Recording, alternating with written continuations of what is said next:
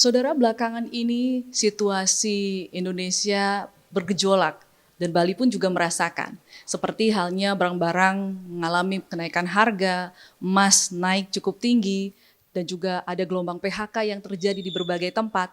Nah, apakah ini sudah merupakan krisis ekonomi yang terjadi? Nah, selengkapnya akan saya bahas. Saat ini saya sudah bersama seorang pengamat ekonomi yang merupakan dosen Fakultas Ekonomi dan Bisnis Universitas Warmadewa. Ada Bapak Dr. Putu Ngurah Suyatnayasa. Ya, baik Bapak, kita langsung saja. Untuk saat ini apakah bagaimana situasi perekonomian di Indonesia dan di Bali pada khususnya, Pak?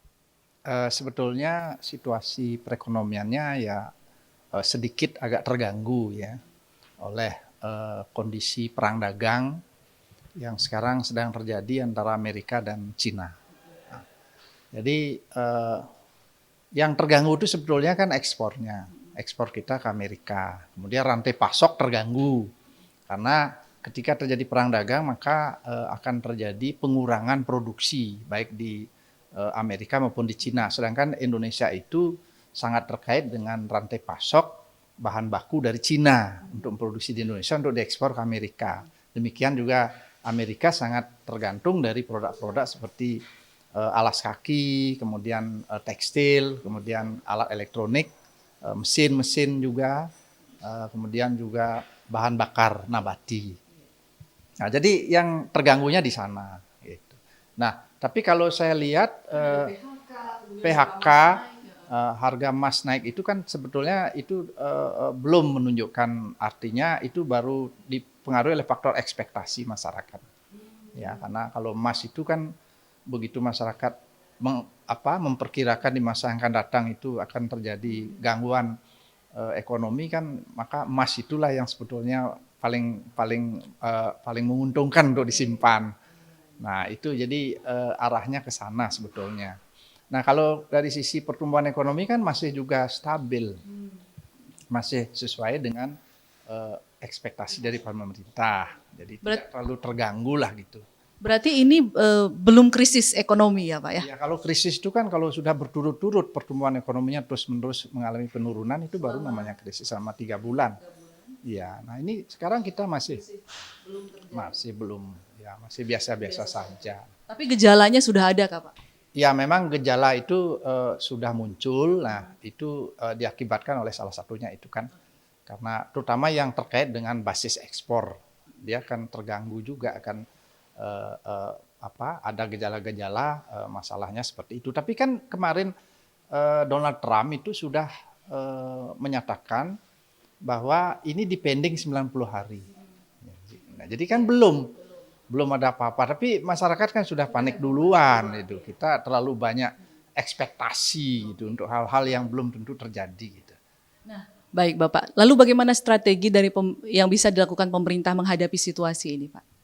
Jadi pemerintah itu pasti sudah, yang pertama kan sudah melakukan langkah-langkah strategis dari sebelumnya. Saya lihat tanda-tandanya sudah dilakukan oleh pemerintah, diantaranya kan melakukan lobby dengan pemerintah Amerika supaya tarif yang diberlakukan oleh Indonesia itu bisa dikurangi atau kalau tidak dikembalikan seperti sebelumnya. Dan kenyataannya itu kan berhasil dipending 90 hari gitu, cuma 3 bulan. Nah, yang kedua, pemerintah kita sudah sejak awal sudah masuk kepada strategi-strategi yang sangat krusial, diantaranya menjadi anggota BRIC. Nah, ini kan pasar baru. Jadi pasar baru ketika kita dihambat oleh Amerika. Nah, sekarang ini dibuka. Jadi dulu kan kita dihambat kelapa sawitnya oleh Eropa. Nah, ini kita produksi dalam negeri untuk kepentingan sendiri. Nah, sekarang juga Soviet juga minta kelapa sawit kita yang cukup besar. Demikian juga di Afrika Selatan, pasar yang sangat kuat. Asia Selatan juga. Kemudian ASEAN. Nah, ini langkah-langkah strategi baik yang bersifat bilateral maupun bersifat unilateral itu gitu. Nah, itu strategi yang bisa dilakukan oleh pemerintah. Ya, sudah bagus terkait dengan ekspornya. Iya. Nah, lalu bagaimana dengan individu ini, Pak? Nah, kalau individu saya kira yang terpenting ya kita jangan terlalu inilah khawatir dengan isu-isu yang kadang-kadang tidak benar, tidak mendasar kan. Nah sekarang kan zaman Facebook, zaman digital itu sedikit aja beritanya itu sudah menjadi kita panik gitu, seolah-olah akan sudah terjadi padahal ini sedang proses gitu. Jadi kita kan biasa-biasa saja. Kalau terjadi kenaikan misalnya harga beras itu kan juga faktor musiman berpengaruh di dalamnya kan. Kemarin cabai naik ya memang ada faktor musiman. Ketika dia musim harganya turun, ketika tidak musim harganya naik. Di samping juga hari raya kan. Nah kita harus lebih realistis dong. Selama ini kan hari rayanya cukup beruntun. Dari Nyepi, kemudian Idul Fitri, kemudian ada Galungan, kemudian ada ini lagi Kuningan, nanti ada lagi hari Waisak. Jadi beruntun ya, jadi pasti dong naik gitu. Nah, lalu berarti masyarakat jangan panik seperti itu ya. Tetap seperti biasa saja seperti itu, Pak. Tapi tetap tentunya juga untuk melakukan antisipasi perlu nggak sih, Pak? Misalnya kita mulai berhemat seperti itu. Ya, tentu kan kita harus pakai hitung-hitungan lah, jangan lebih besar pasak daripada tiang. Jadi seberapa kemampuan kita untuk berkonsumsi ya kita harus ukur dengan kemampuan sendiri. Jangan sampai terlalu banyak berutang, itu kan berbahaya.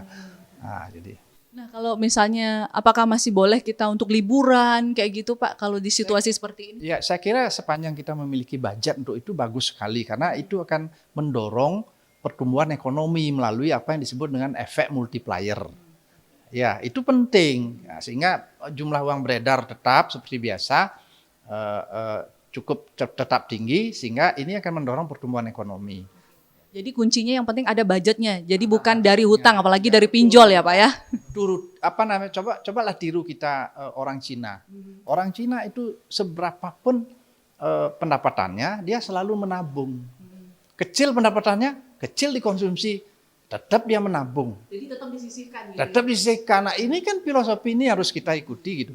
Nah, jangan pendapatannya 10, belanjanya 100. Jelas pasti banyak orang gantung diri loh. Bunuh diri seperti di Bali itu. Misalnya.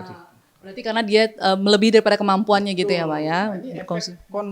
Konsumerisme itu kita harus coba mulai dikendalikan.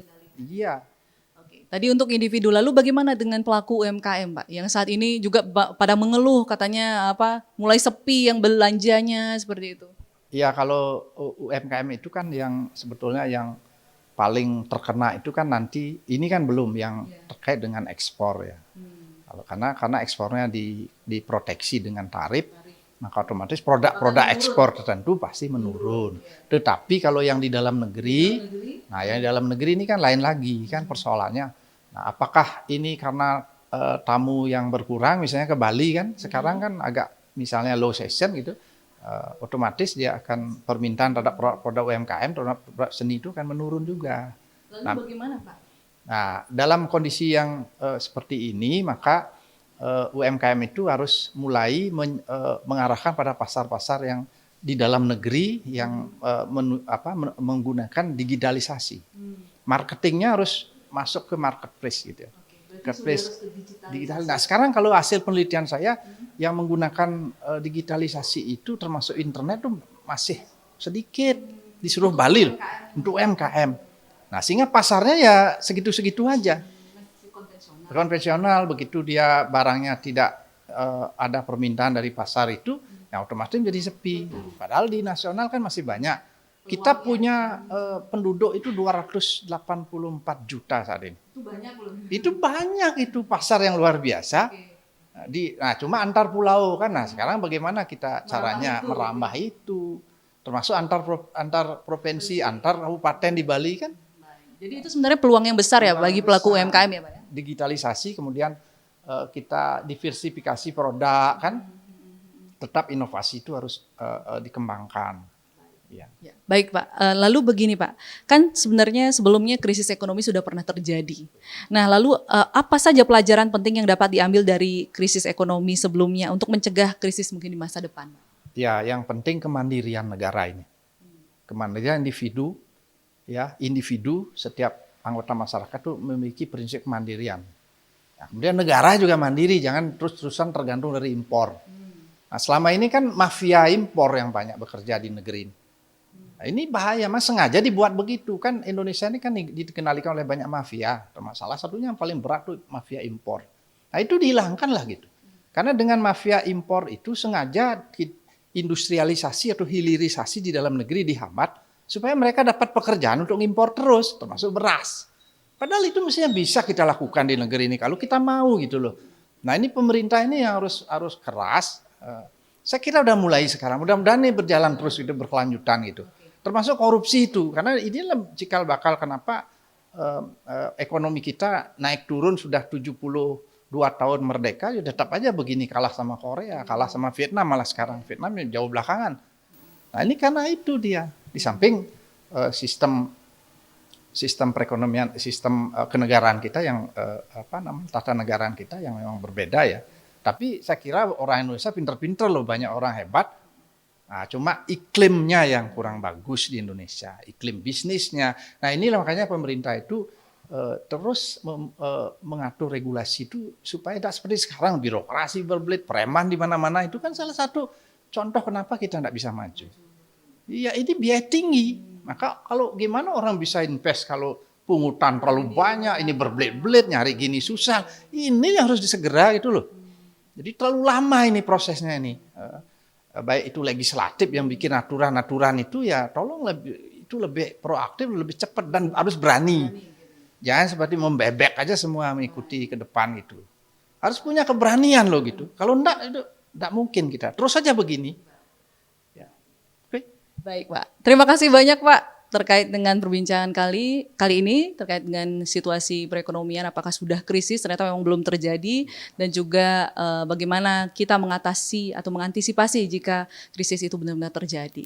Semoga seperti yang tadi disampaikan, kuncinya adalah kemandirian begitu ya Pak ya, dan juga bagaimana masyarakat untuk tetap positif, tetap melakukan aktivitas bagaimana untuk perputaran ekonomi ini tetap terjadi begitu ya Pak ya di dalam negeri.